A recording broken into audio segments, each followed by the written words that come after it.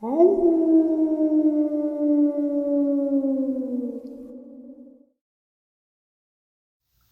greetings and salutations, everyone. I hope everyone is still doing well, and welcome to this night-ending bonus upload.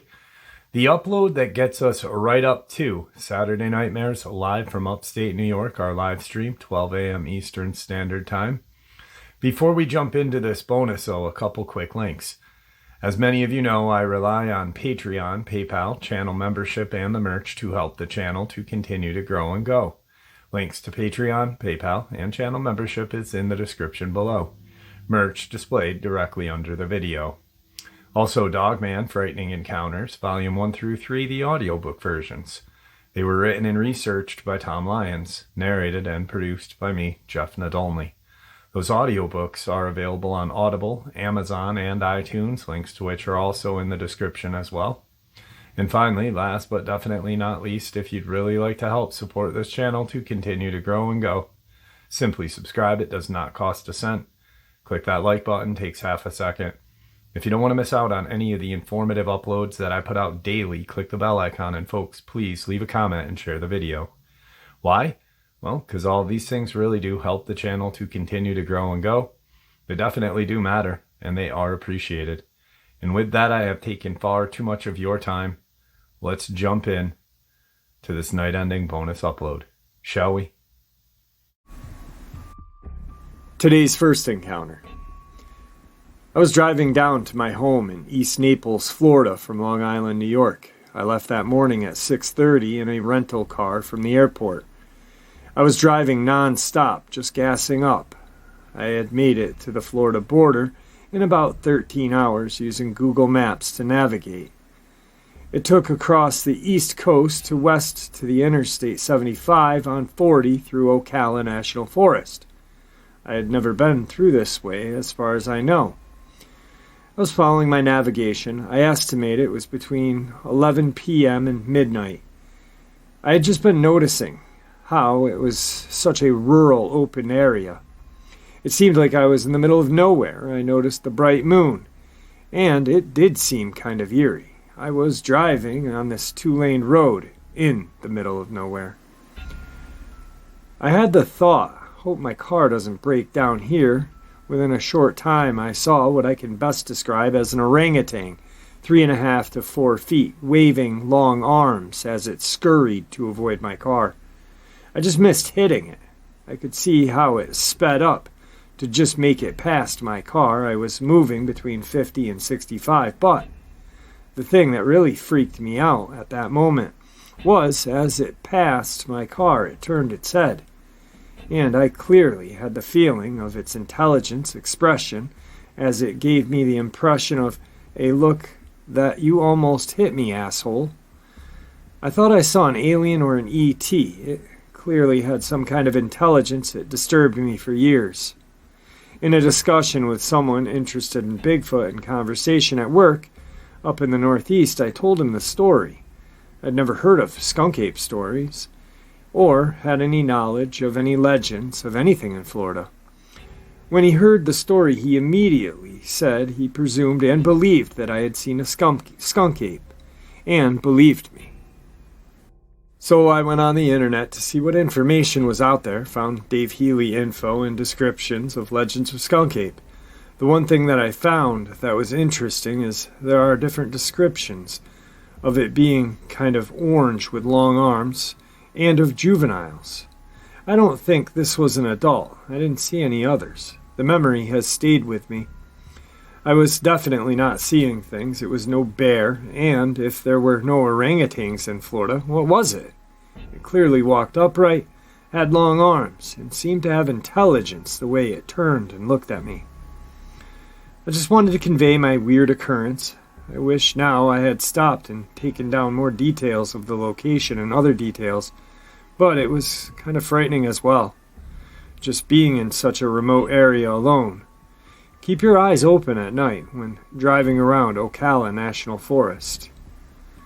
That's all I can tell anyone. Today's second encounter. This happened in the Canadian province of Saskatchewan in the winter of 2015. This happened around Christmas time, so we had lots of snow, and it was very cold, minus 25 degrees Celsius. My dad was driving my sister and I to a small city that we lived near. It was only 6 p.m., but it was already dark. We only live about 10 miles out of town, so it's not like we were in the middle of nowhere. However, the 2-lane highway was unlit and very dark. I was in the back seat, my younger sister in the passenger. Suddenly I noticed something in the headlights. Something ran across the road in front of us. It was so fast my dad didn't have time to brake or react, and then it was gone. What the heck? My dad's eyes widened. I couldn't believe what I had seen. It almost looked like a dog, or maybe more like a deer, but certainly wasn't either of those things. It was a dark blur. It looked like a lanky humanoid, but with long limbs and ran on 4 legs. It was about the size of a large dog or a small deer, but its front and back legs bent like a human arm and leg. I was too stunned to say anything. All I could think was, what the hell did I just see? My younger sister looked at my dad and then me, and her mouth was wide open. "You guys saw that too?" she asked. I nodded, eyes wide. We spent the rest of the drive feeling uneasy. My dad speeding faster than he usually does. I was so relieved when the first street lights appeared in the city limits. We still bring it up to this day, still as confused and spooked as when we saw it. Today's third encounter. I have some friends near Shiprock, New Mexico that are big into researching Sasquatch and skinwalker sightings. They've been featured on shows like Finding Bigfoot, Coast to Coast AM, countless podcasts that speak about paranormal, and on several History Channel programs. These people are the real deal.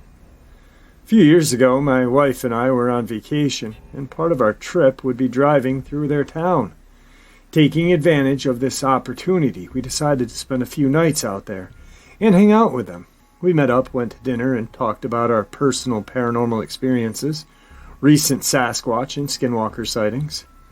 I wanted to experience searching for skinwalker evidence for myself, so during the course of our conversation, I asked if they would be willing to take me out in the field the following night and search for these elusive creatures. Being that most of them are Native American, they were very hesitant, and only one of them agreed to it, so the rest of the group decided to meet us on my last night there and take me Sasquatching instead. The following day, my friend arrived at the hotel and picked me up at around 5 p.m. We must have driven about an hour and a half out of town, mostly through dirt roads, to a place known locally to have lots of skinwalker activity. By the time we reached the location, everything was dark. He shuts the truck off, and like most paranormal investigations, we sit and wait, trying to listen for anything out of the ordinary. For the most part, it was quiet, other than a bunch of annoying crickets making noise. Nothing much was happening. My buddy told me about recent sightings, his own encounter with these medicine men. Long story short, after about an hour, he told me to get out of the truck, walk outside, and towards the front of it, to try to listen out for anything. He said that if anything happened, he would immediately turn the lights back on the truck and light up whatever may be there. Basically, he wanted me to be human skinwalker bait. I was hesitant for a moment, but since I had a weapon on me, I thought I'd be okay. But I also knew that bullets would do nothing to a skinwalker unless they were blessed and have a specific type of white powder on them. Just a quick interjection. It's ash. Mine does not. Just as I had made my decision to get out of his truck, the night turned even darker. This wasn't a regular dark night type of dark. This darkness had a purpose to it. It felt extremely ominous. It also got extremely cold, and we both noted that all the little critters had gone quiet.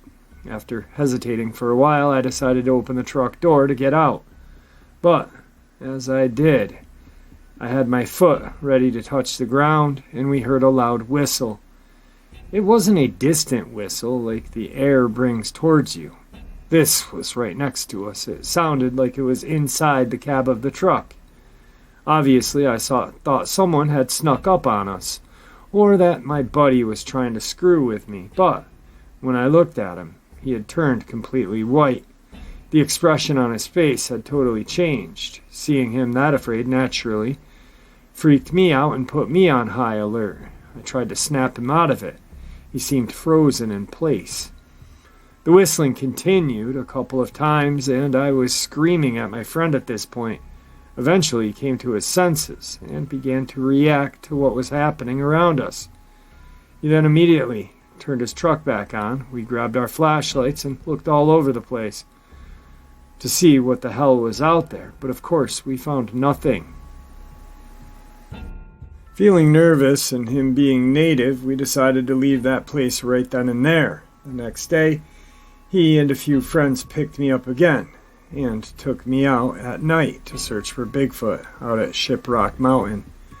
While investigating, we found what's known in the field as a Bigfoot nest. Inside of the nest were tons of dried out eaten animal carcasses and bones, mostly deer. As we were trying to figure out what lived there, we suddenly heard a loud Sasquatch yelp.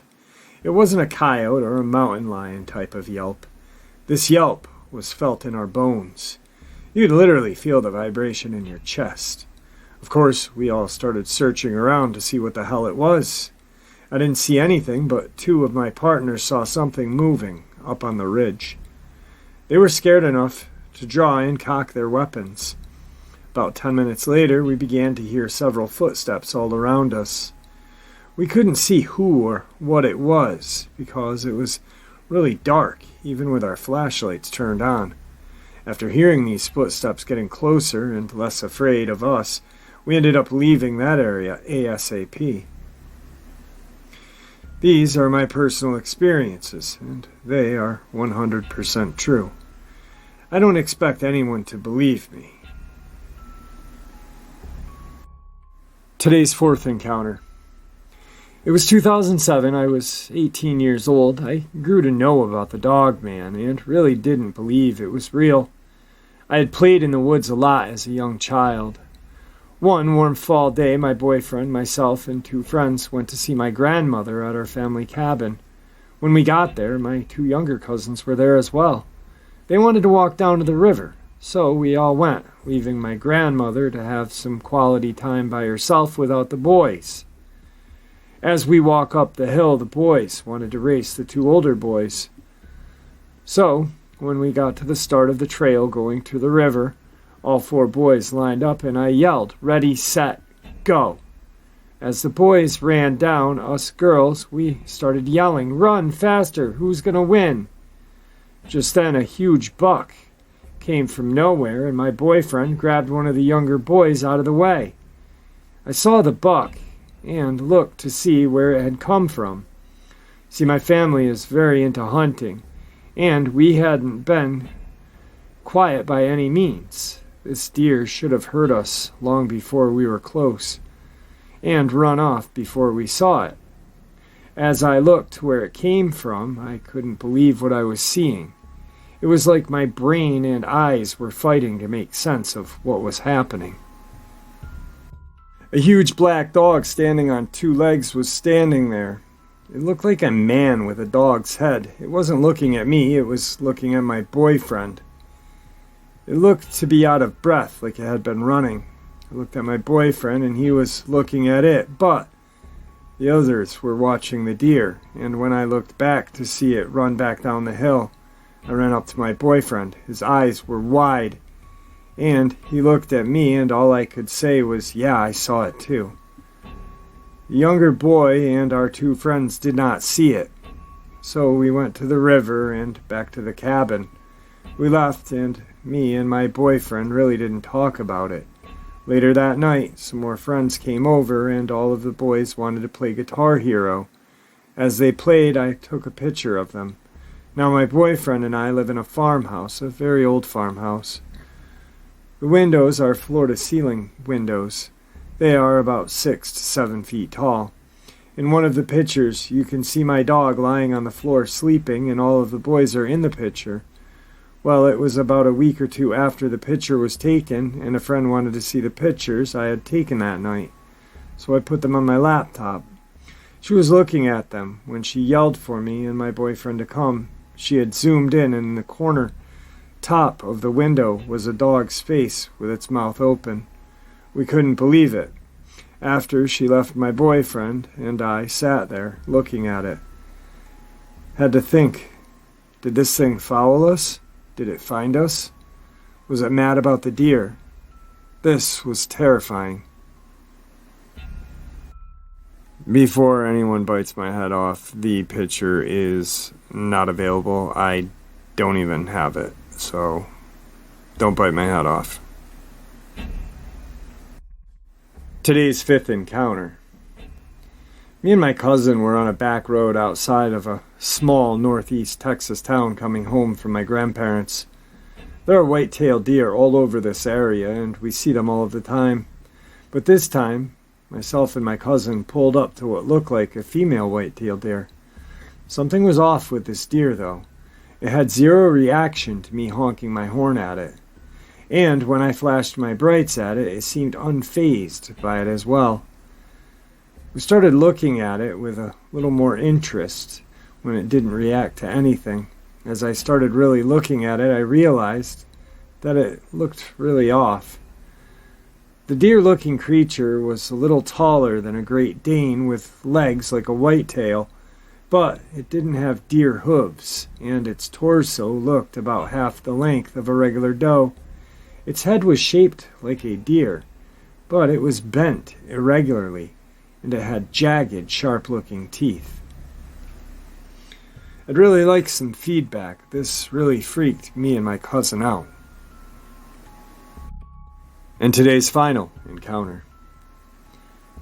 Back around 20 years ago or so, there was going to be a full moon right at Halloween. Not like this year when it was dead on, but close enough for government work, as we say around here. There's a place a little way from my house, maybe 20-minute walk, where I and my friend Dee had previously had some unusual experiences. I'll discuss those sometime later. To set the scene, there's an open field that used to be a farm field right next to Pigeon River. The field reaches about 100 yards from the river to a sudden wooded upslope. These woods go for probably a mile or so before it butts up against a major highway. If you go up the slope maybe 30 yards from the very center of that field, you'll find an old wet weather pond turned swampy area. The swampy area is probably 75 yards wide and a good 120 yards deep going back into the woods. This area sits in a natural valley. You go up the slope to get to it on one side, and the other 3 sides are sloped going up, fairly steep ones at that. It's the only flat place once you leave the field. Being that it was going to be a full moon and Halloween, Dee and I decided to go see what would happen up there. We figured we would find something, and boy, were we ever right. We decided that midnight was the best time to be there. If nothing was happening, then surely something would as the night went on. So about 11:30 we set off. Like I said, it's a full moon, not a cloud in the sky, so it was easy to follow the trail.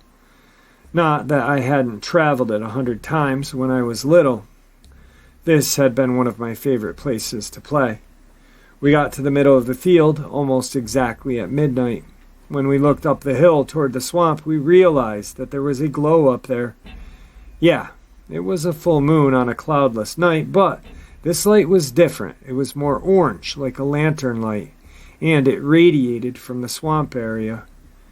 It was immediately obvious that this was not the moonlight. The woods were silent except for a faint whispering. I tell you what I believe was happening, and I don't care if anyone believes me or not. The light we saw was from lanterns, and lots of them. The whispering was voices in low, pleasant conversation. There was a festival going on up in those woods, and who do I believe it was? The little folk. Plain and simple, and you'll never convince me of otherwise. They were having a party to celebrate the day, and I don't believe they were in our, plane of existence maybe. I think they were in their own realm. Because of that day and the moon cycle had somehow overlapped with our own. My friend and I could only stand there for a long time and stare in silence. Like I said, I knew instantly what was happening up there, and I think they did as well. And the longer I stood there, the more I wanted to go into those woods. I was fascinated, excited, and terrified all at the same time. But in the end, I could not force myself to take that walk. To quote H.P. Lovecraft, the oldest and strongest emotion of mankind is fear, and the oldest and strongest kind of fear is fear of the unknown. Honestly, there are days when I deeply regret it. If I had gone up there, would I have come back? If I did come back, would I still be the same? Would I even be me anymore? Would I come back to the same time I left, or maybe come back in some other time? I'll never know, and maybe that's for the best. Dee and I didn't speak a word, just eventually turned and walked away. When we got back to my house, simply said goodbye and went home, which was fine, because I had no idea what to say about what we had just experienced, and we never talked about it at all, come to think of it.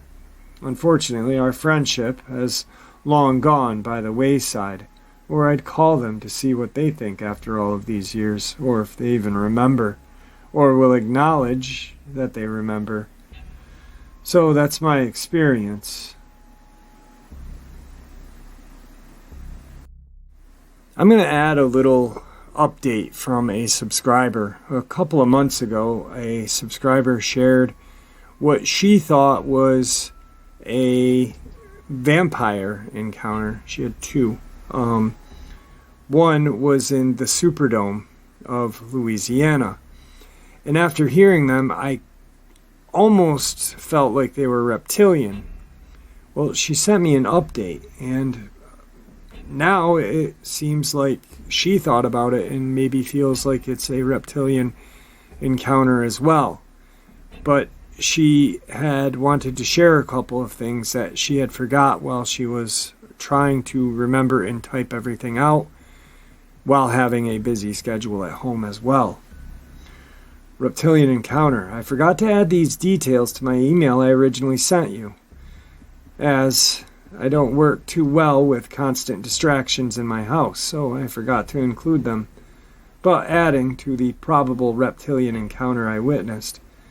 I also remembered 3 other details about the New Orleans Superdome creatures I saw in the vampire/reptilian encounter a while back you put up that I sent you and you uploaded. The first one is that when they were passing right in front of me and I looked up at their faces, their nostrils underneath on both of them as they walked by me were both sealed underneath with a bluish, pinkish, clear gel, sort of looking like the same gel substance that was coating or surrounding their skin everywhere, especially on their faces. It certainly didn't look like they could breathe at all through their nostrils. They were completely clogged up like that. So it was a pretty disgusting sight. It clearly appeared to be an entirely overall gel coating surrounding them that resulted in the odd effect or appearance, but I don't think that was the reason I felt that punch in the gut sensation. I think that was caused by something else, but I have no idea what, unless they were emitting some kind of close-range power frequency that could have caused that type of powerful pain I felt. They never touched me at all, of course, just passed very close in front of me, way too close. The second detail I forgot to mention in that report was that there was a slight instance that I was able to notice something odd about their non-existent lips. This occurred as they were only about 2 feet approaching me from the left and very rapidly, just about to pass. I noticed at a certain very quick angle the way the bright sunlight was hitting their faces, that they really didn't have lips at all. Just a thin line across the bottom of their face that was supposed to be lips. But at that very quick and sudden angle of sunlight, when they were getting really close, I noticed some cracked lines going inwards towards the line that was supposed to be their mouth.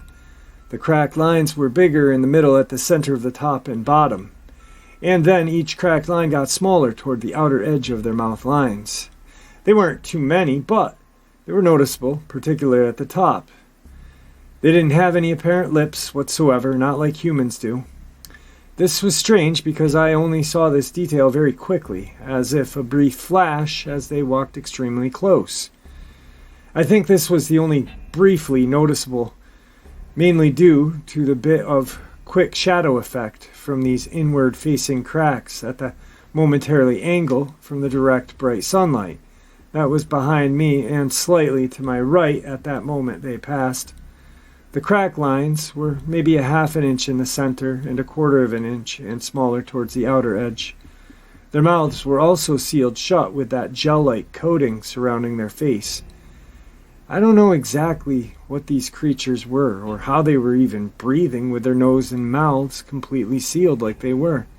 However, very strange thing is, two more disgusting observations, I guess. Third detail I should have explained more clearly was the reason they both appeared to be gliding along was because they walked forward without ever straightening their legs up like humans do as they walk. Their knees, or probably because they didn't have any knees at all, were continuously in a bent position as they took steps forward. Their legs were never straight up vertically as they walked forward, but both legs were always bent at the same angle, like a skier wearing ski boots on a hillside. People always lock their one standing rear leg as they take a step forward in order to be able to take a step forward, but these creatures did not. I tried to imitate the way they walked, and it's extremely difficult, if not impossible. Yet they were maintaining a speed and forward direction quite easily, without effort as they walked forward. This was their natural walking position, and it was definitely not a human gait. That's the reason their head position was so level and even as well. So, you're probably correct in your assessment that these were indeed reptilian creatures, and that, my friend, I witnessed. I think the cracked mouth lines reinforced that assumption pretty well. But because I am not familiar with them and never saw anything like them before, and thank goodness for that, I really have no clue what they were at all. And there you have it, folks. I hope you all enjoyed this bonus as much as I enjoyed sharing it with you. I'd like to thank you for supporting the channel. It is your support that helps the channel to continue to grow and go, and what gives us all a place and a chance to share our experiences and theories judgment-free. Everyone is simply treated with the respect that we deserve. Please stay safe, happy, healthy, and ever vigilant. Keeping an eye on our children, pets, family, and friends. These creatures are real. These events have happened. Share this information with those you love and care about, and it may just help save their lives someday. Until next time, never stop asking questions, never stop searching for the truth, and God bless you all.